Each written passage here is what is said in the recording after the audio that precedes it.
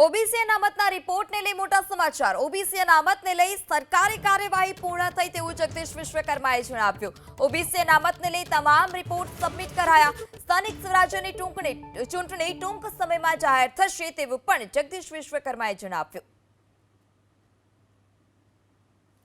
OBC અનામત સ્થાનિક સ્તરની ચૂંટણીમાં આપવાનું હતું, એના રિપોર્ટો તૈયાર થયા છે। અમે મયંકભાઈ બીજા સિનિયર નેતાઓ પણ આના રિપોર્ટ સબમિટ કર્યા છે અને એ બધા જ કાર્યવાહી સરકારી કાર્યવાહી એ પરિપૂર્ણ થઈ છે અને આગામી દિવસોમાં એ ઇલેક્શન પણ ડિક્લેર થશે।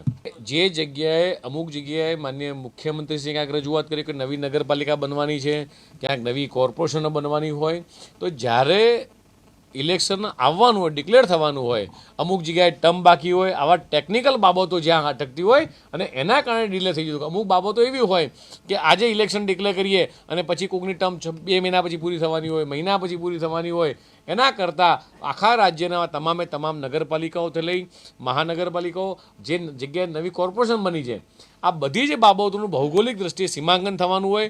આ બધા જ બાબતો ધ્યાને લઈ અને આગામી દિવસોમાં સરકારશ્રી ચોક્કસ એને આગળ વધારશે।